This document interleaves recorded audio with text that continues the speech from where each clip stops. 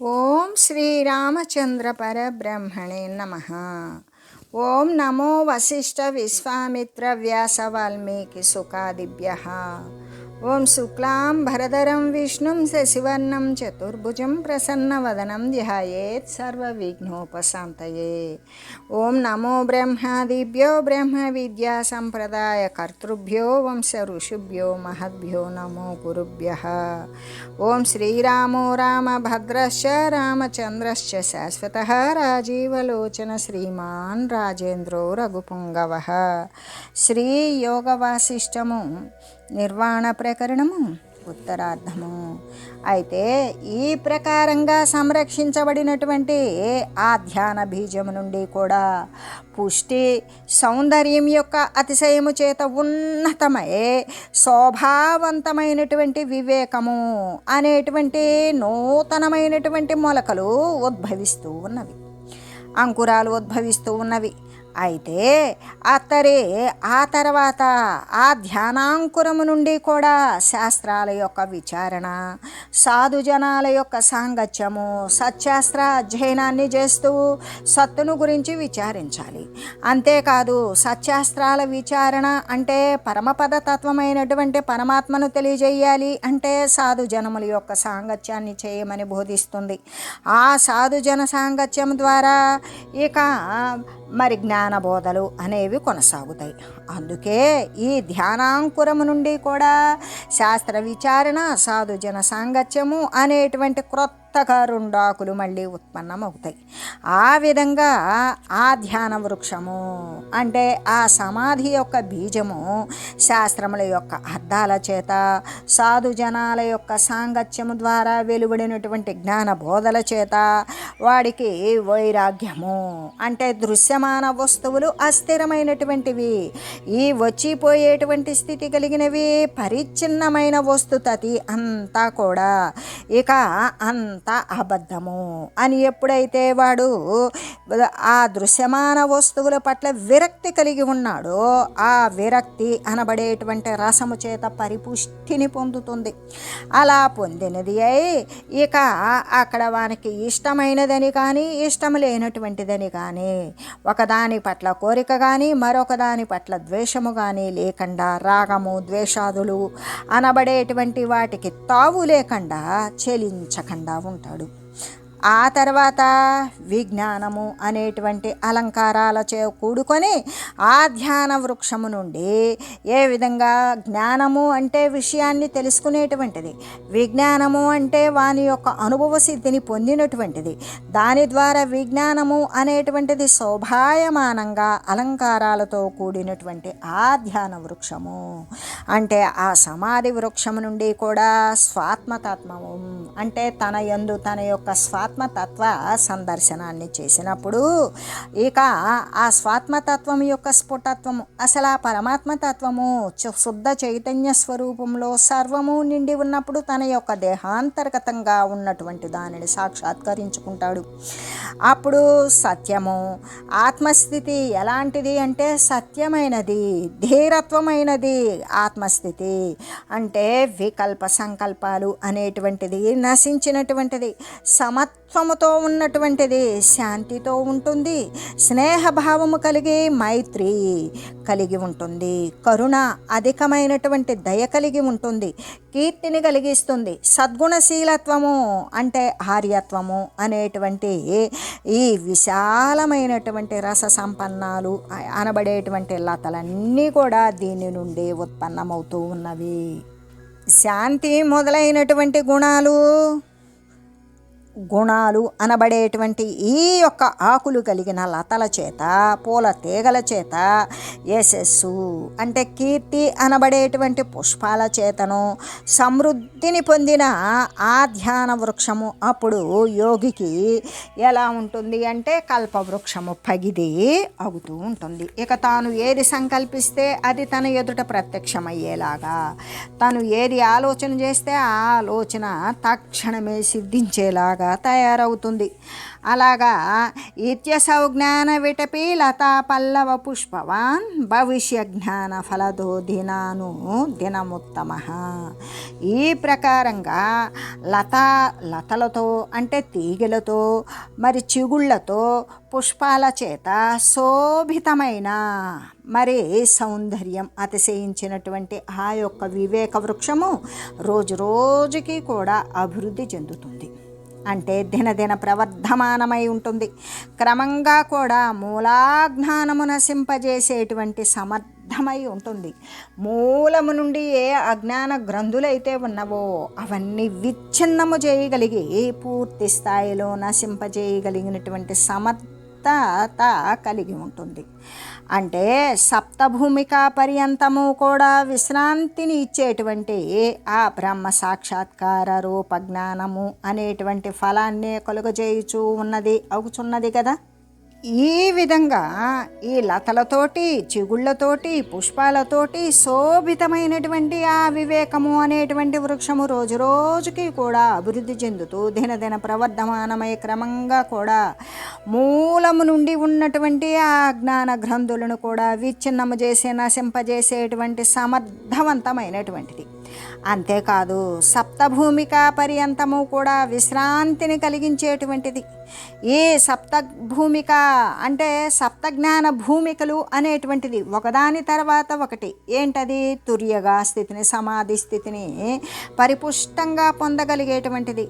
ఏంటవి అంటే మొట్టమొదటిది శుభేచ్ఛ, 2 విచారణ, 3 తనుమానసి, 4 సత్వాపత్తి, 5 అసంశక్తి, 6 పదార్థ భావని, 7 తుర్యగా. ఈ సప్త జ్ఞాన భూమికలు అనేటువంటిది ఎక్కడ ప్రారంభమవుతుంది? నేను శుభకరమైనటువంటి కళ్యాణకారకమైనటువంటి ఆ సత్య విషయాన్ని గురించి తెలుసుకోవాలి అనేటువంటి కోరిక, శుభకరమైన కోరిక కలుగుతుంది. ఆ తర్వాత వాడు దైవం అంటే ఏమిటి, మరి మిథ్యాభూతమైనటువంటి వస్తుతతి ఏమిటి అని వాడు దాని ప్రకారం విచారిస్తాడు. ఆ తర్వాత వాడు తను మానసి, ఈ తనువులు అనేటువంటివి వచ్చిపోయేటువంటివి. అప్పుడు ఇక తనువు కానీ మనసు కానీ ఇవన్నీ కూడా ఈ యొక్క వచ్చిపోయేటువంటి స్థితి కలిగినవి, స్థిరత్వము కలిగినవి కావు అనేటువంటి ఆలోచన మనకి స్థిరపడుతుంది. అప్పుడు సత్వాపత్తి, వాడు ఇక ఆ యొక్క సత్తును గురించి కోరుతూ ఉంటాడు. సమస్తము సర్వము సకలము నిండినటువంటి ఆ సత్తును గురించి కోరుతూ ఉంటాడు. అప్పుడు వానికి దృశ్యమాన వస్తువుల పట్ల ఎప్పుడైతే అనిత్యాని, శరీరాన్ని అని దేహాల యొక్క రాకపోకలు, అబద్ధ స్వరూపాలు అనే ఎప్పుడైతే కలుగుతుందో వానికి ఈ దేహ సంబంధమైన, లోక సంబంధమైన దృశ్యమాన వస్తువుల పట్ల వానికి ఆసక్తి లేకుండా పోతుంది. ఆ విధంగా తనను తాను మరిచి ఉంటాడు. వాడికి ఇక ఆకలి దప్పికలు, శరీరం పైన దృష్టి, నొప్పులు, సుఖము, నిద్ర, భోగాలు, కష్టము అనేటువంటివి ఏవి గుర్తించలేడు. దేనికి వాడు ఆసక్తుడు కాకుండా నిరాసక్తుడై ఉంటాడు. అప్పుడు ఏ పదార్థాన్ని కూడా, 6వది అయిన పదార్థ భావని, ఏ పదార్థాన్ని కూడా ఇటువంటిది రుచికరమైనదనో లేదా రుచి లేనిదనో, కారమనో చేదనో, ఈ విధంగా వేడనో చల్లదనమనో ఏది కూడా ఒక పదార్థాన్ని గురించి వాడు భావించలేడు, నిర్దుష్టంగా గుర్తించలేడు. అంటే తన పైన తనకే స్పృహ లేకుండా పోయింది. అటువంటి వానికి ఆకలి, దప్పుక, నిద్ర అనేటువంటి భోగాల మీద కూడా మనకి అసలు ఆలోచన కూడా ఉండదు.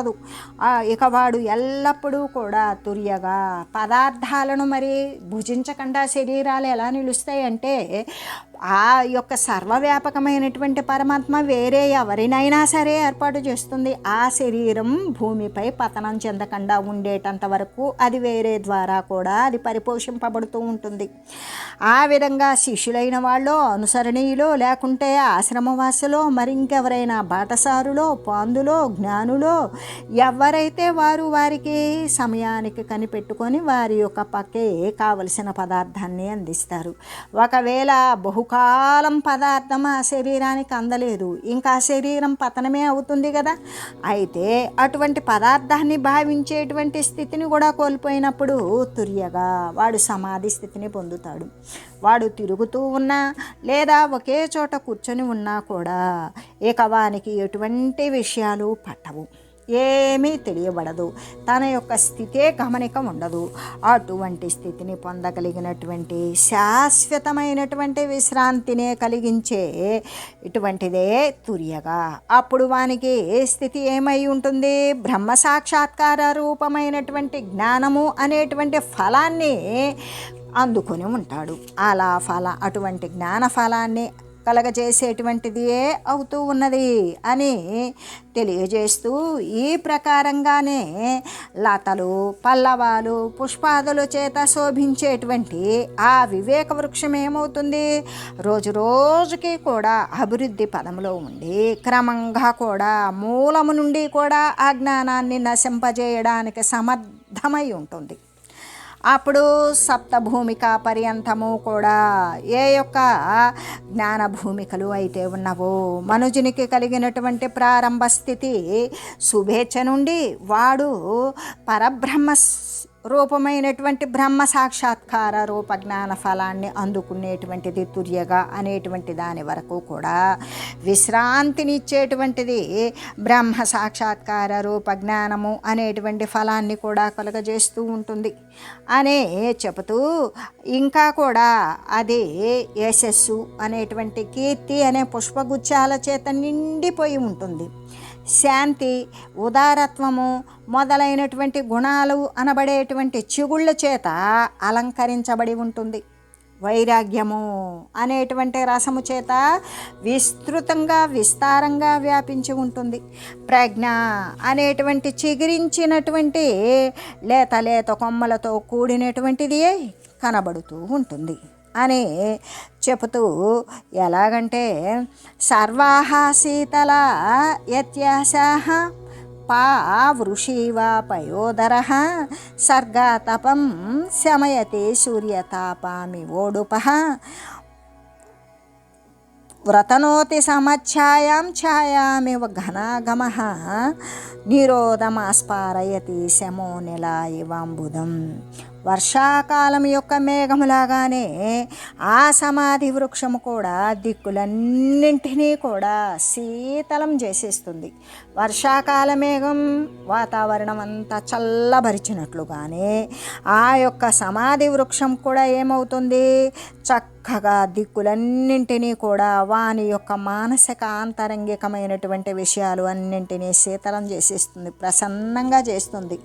ఇంకా కూడా సూర్యతాపమును చంద్రుడి శమింపజేసినట్లుగానే పగలు సూర్యుని యొక్క తపము చేత ఇబ్బంది పడుతూ ఉంటాం. అదే సాయంత్రం సమయంలో చంద్రుడు ఆ తాపాన్ని నశింపజేసినట్లుగానే ఈ సంసార తాపము అనేటువంటిది శమింపజేసేస్తుంది.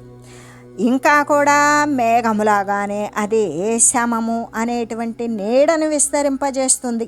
శమము అంటే ఇక్కడ అంతరింద్రియ నిగ్రహం, మనసు, బుద్ధి, చిత్తము, అహంకారము. ఈ నాలుగు కూడా మనసు ఏమంటోంది? సర్వవ్యాపకమైనటువంటి పరమాత్మ తప్ప మరొకటి లేదు. బుద్ధి అదే నిజము అని నిశ్చితం చేస్తుంది. ఆ బ్రహ్మాకార చింతన చేత చిత్తము ఆ విధంగా పరిడివిల్లుతుంది. అహంకారము సర్వవ్యాపకమైన పరబ్రహ్మ స్వరూపమే నేను అనేటువంటిది అయి ఉంటుంది. ఈ విధంగా ఇక్కడ శమము అనేటువంటి విషయాన్ని అంటే మానసేంద్రియాల ద్వారా అంతఃకరణం ద్వారా శమము అంటే ఆ అంతఃకరణమైనటువంటి ఆ మానసేంద్రియాలను నిగ్రహించడం అనేటువంటి ఛాయను విస్తరింపజేస్తుంది. వాయువు మేఘాన్ని విశాలం చేసినట్లుగానే మేఘాన్ని చల్లా చెదురు చేసినప్పుడు మేఘం విశాలంగా వెళ్ళినట్లుగానే ఇక్కడ చిత్తస్థైర్యాన్ని కూడా వృద్ధిపరుస్తూ ఉన్నది అని చెబుతూ, సూర్యతాపాన్ని చంద్రుడు చల్లార్చినట్లుగానే ఆ ధ్యాన వృక్షము సంసార తాపాన్ని చల్లార్చి వేస్తుంది కదా. ఇంకా కూడా మేఘము కనుక నీడను విస్తరింపజేయనట్లుగానే అది శమము అంటే ఆత్మశాంతి అనేటువంటి నీడను విస్తరింపజేస్తూ ఉన్నది అని చెబుతూ, అంతేకాదు కులపర్వతములాగానే, ఇక్కడ కులపర్వతము అంటే ఏమంటాం మనం, మేరు పర్వతము అని చెప్తాం. ఈ కులపర్వతాలులాగానే స్థిరంగా ఉన్నటువంటిది అది ఆత్మజ్ఞానము అనేటువంటి మూల బంధాన్ని అంటే పునాదిని గట్టిపరుస్తుంది, ఇంకా దృఢం చేస్తుంది. ఇంకా కూడా కైవల్యము అనేటువంటి ఫలాన్ని కలగజేయడం కోసం అది ఊర్ధ్వభాగమున శాంతి మొదలైనటువంటి శుభకరమైనటువంటి గుణాలు అనబడే పుష్పగుచ్చాల చేత శోభను రచిస్తూ ఉంటుంది. ఇలాగా మనుజుని యొక్క హృదయము అనేటువంటి వనమునందు ఆ ఛాయ అనేటువంటి వితానము చేత నిండబడి చుట్టబడి ఉన్నటువంటి ఆ వివేకము అనేటువంటి కల్పవృక్షము దినదినము కూడా వృద్ధిని పొందుతూ ఉంటుంది. అలాగా వృద్ధిని పొందుతూ ఉండగా శోభాయమానమైనటువంటి బుద్ధి అనబడేటువంటి లతతో కూడినది అయి ఈ తుషార గర్భంలాగానే, తుషార గర్భము అంటే అది హిమగర్భంలాగానే, అంటే మంచు బిందువుల యొక్క గర్భంలాగానే సుందరమై మూలభూమి అయినటువంటి హృదయం యొక్క ఆధ్యాత్మికాది, అది భౌతికాది, అది దైవికాది త్రివిధ తాపాలను కూడా, ఆ పాపాలను కూడా హరించి వేసేటువంటిది అయి ఉన్నటువంటి శీతలత్వమే ఉదయిస్తూ ఉంటుంది అనే చెబుతూ, యస్యామవాంతరశ్రాంతో విశ్రామ్యతి మనోమృగ ఆ జన్మ జీర్ణపదిక పది కోలాహలాకుల. అనేక జన్మల యందలే దుఃఖాల చేత శిథిలత్వాన్ని పొంది ఉన్నది. అంతేకాదు దైవయోగము చేత సన్మార్గము లభించినప్పటికీ కూడా వివిధ వాదుల యొక్క కోలాహలము చేత మార్గమునందు వ్యాకులమై ఉన్నది. రకరకాల సాంసారిక భూముల యందు తిరిగి తిరిగి శ్రమను పొంది ఉన్నటువంటి పదికుడైన ఈ మనసు అనబడేటువంటి ఈ మృగము ఈ వృక్షం క్రిందకు వచ్చి విశ్రాంతిని పొందుతూ ఉన్నది అనే చెబుతూ, అంటే అనేక జన్మలు అనేటువంటి మార్గముల యందలి దుఃఖాల చేత అనేక జన్మ పరంపరలు, అనేక ఉపాధులు అనేవి పొందినటువంటి ఆ మార్గములో పడినటువంటి దుఃఖాల చేత శిథిలత్వాన్ని పొందినటువంటి బాటసారి లాగానే సంసార కోలాహలముల చేత, అంటే పుట్టడం చావడం, చావడం పుట్టడం, ఆ చచ్చి పుట్టే మధ్యలో ఉన్నటువంటి ఇబ్బందులు, జరా వ్యాధులు, దీర్ఘకాల వ్యాధులు, లేదా ఇక అనేక రకాలైనటువంటి కోలాహలాల చేత వ్యాకుల పాటును బాధను పొందినటువంటిది. అంతేకాదు సంసార మార్గముల యందు శ్రమ చేత అలసిపోయి ఉన్నది అయిన ఆ మనస్సు అనబడేటువంటి మృగము అంటే ఆలేడి ఈ ధ్యాన వృక్షము యొక్క నీడ యందు విశ్రాంతిని పొందుతూ ఉన్నది అని చెబుతూ, ఆ మనోమృగము అంటే ఆ మనస్సు అనబడేటువంటి లేడి సత్తామాత్రాత్మ రూపుడైనటువంటి పురుషుడు అనేటువంటి చర్మాన్ని దొంగిలించడం కోసం ప్రయత్నం చేసేటువంటి కామము, క్రోధము మొదలైనటువంటి బోయేవాళ్ళు ఉంటారు కదా, అలాగే కామ, క్రోధ, లోభ, మోహ, మద, మత్సరాలు అనేటువంటి బోయేవారి చేత తరుమబడింది. వారు తరుముతుంటే ఇది పారిపోయింది. అంతేకాదు అసారమై ఉన్నది, సారము లేనిది అయి ఉన్నది.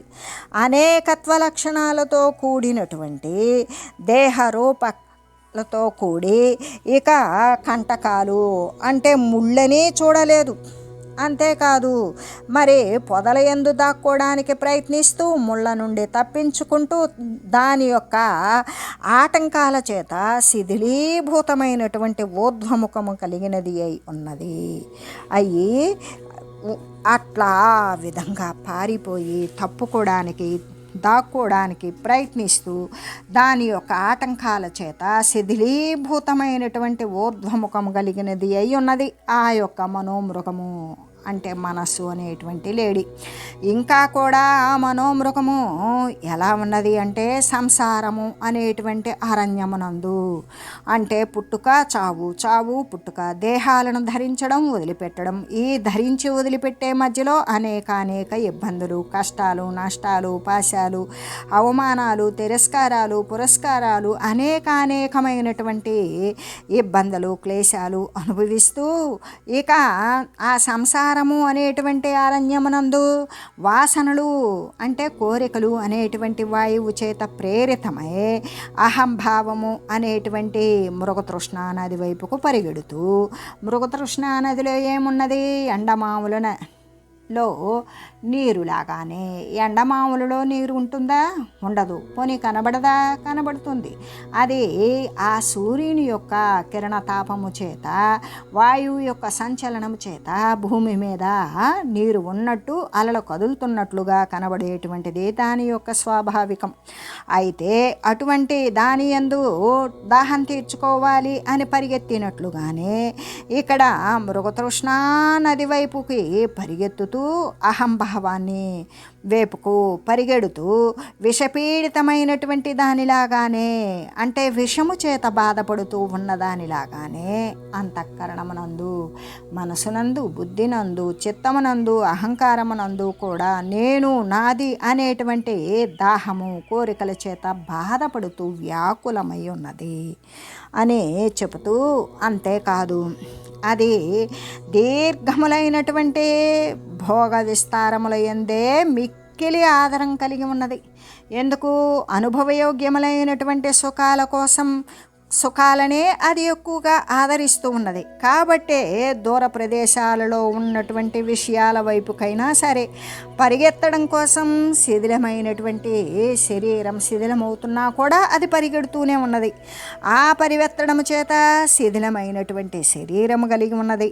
పుత్రులని, మనమళ్ళని, మనవరాళ్ళని, ఇటువంటివి పిల్లలని, ఇటువంటి పాలన వలన ఆది భౌతిక, ఆది దైవిక, ఆధ్యాత్మికమైనటువంటివి త్రివిధ తాపాలను, అంటే ఇప్పుడు పిడుగుపాటు వల్ల ఇబ్బంది పడడం, అతివృష్టి అనావృష్టి వల్ల పంటలు పండడం లేదా పంటలు ఎండిపోవడం, అంతేకాదు సర్పవృశ్చికాల వల్ల ప్రమాదాలకు లోనవ్వడం, వాహనాల వల్ల ప్రమాదాలకు లోనవ్వడం, వీటన్నింటి నుండి కూడా కాచుకొని రక్షించుకుంటూ జ్వరాల వల్ల దేహపరమైన మానసికపరమైనటువంటి వ్యాధుల నుండి సంరక్షించుకుంటూ ఈ ఆది భౌతిక, ఆది దైవిక, ఆధ్యాత్మికమైనటువంటి ఈ 3 రకాలైనటువంటి తాపాలను కూడా దావాగ్ని యొక్క ప్రతాపము చేత అనర్థము అనేటువంటి గోతి యందు పడిపోయినదియే అయ్యున్నది.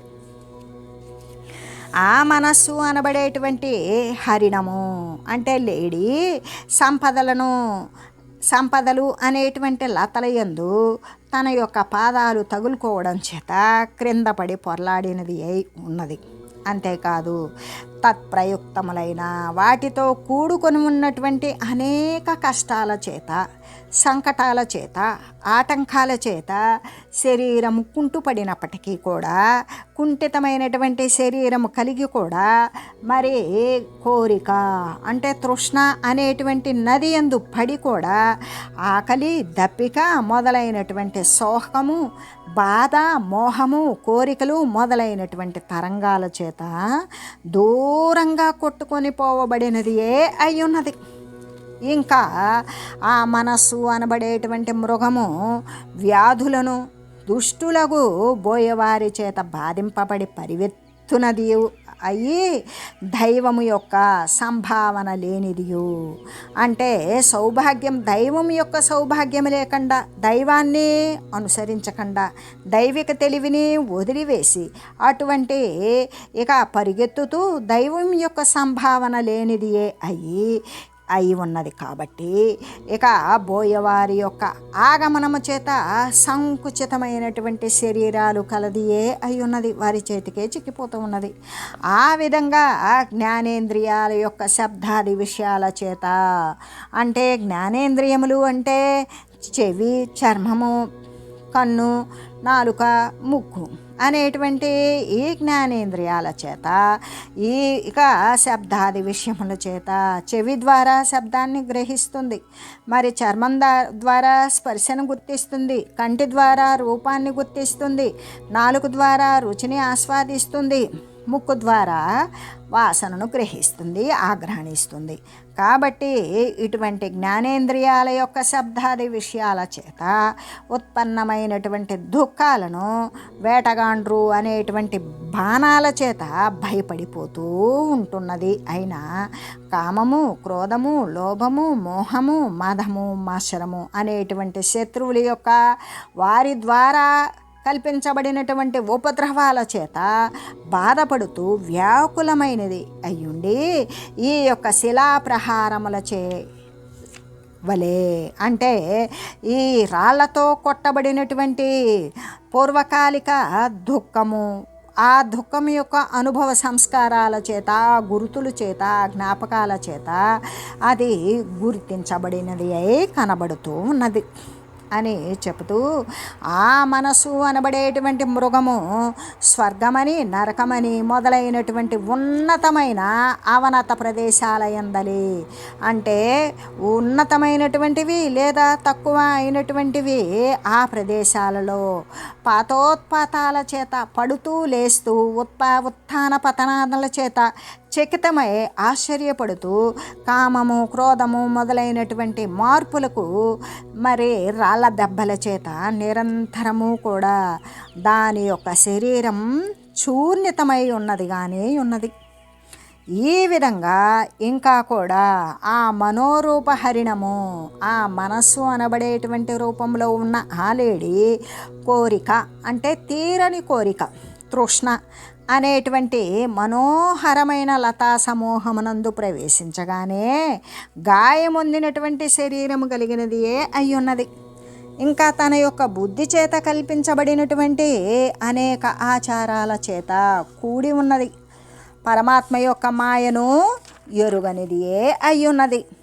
ఆ మనోమృగము ఇంద్రియాలు అనేటువంటి గ్రామమునకి వెళ్ళి పరిగెత్తడానికి మొదలైంది.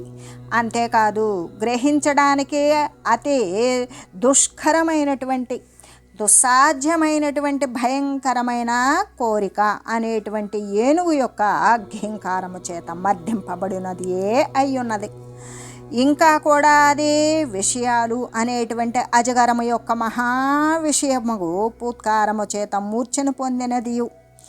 ఏ విధంగా అంటే కొండ చిలువ యొక్క మహావిషయముగు ఆ విషాల చేత నిండిపోయి తానుకు తాను మూర్చిపోయినటువంటిది అయ్యి కామిణులు, అంటే స్త్రీలు, ఆ కామిణుల పట్ల ఉన్నటువంటి ఆస్తులు, మరి భూములు, వీటి పట్ల ఆసక్తి కలిగినటువంటి విషయాలు అనబడేటువంటి రసము చేత మర్దింపబడినది అయి కనబడుతూ ఉన్నది.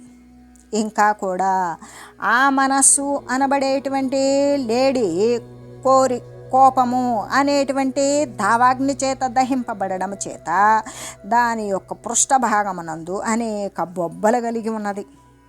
విషయాల యందు మరలా కూడా ఎల్లప్పుడూ సంచరించుతూ ఉండడం వలన చింత, శోకము మొదలైనటువంటి అనేక దీర్ఘమైన దుఃఖాల చేత మానసికంగా మానసేంద్రియాల చేత దహింపబడినదే అయి ఉన్నది.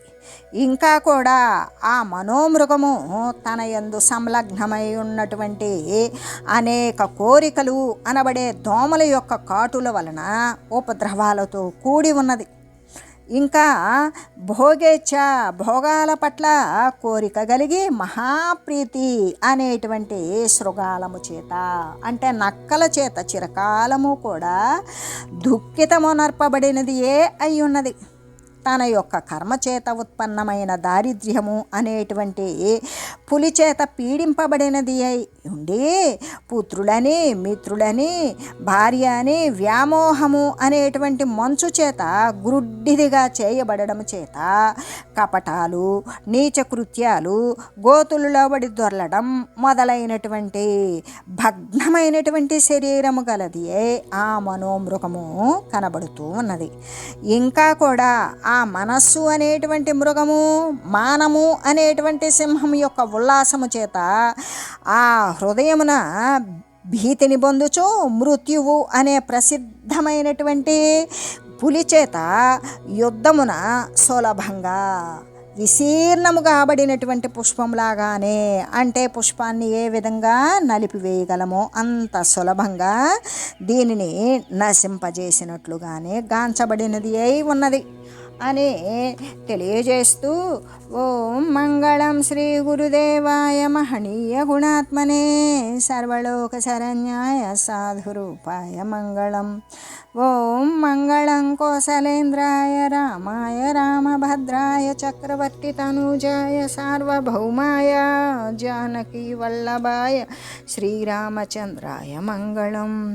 ఓం తత్సత్.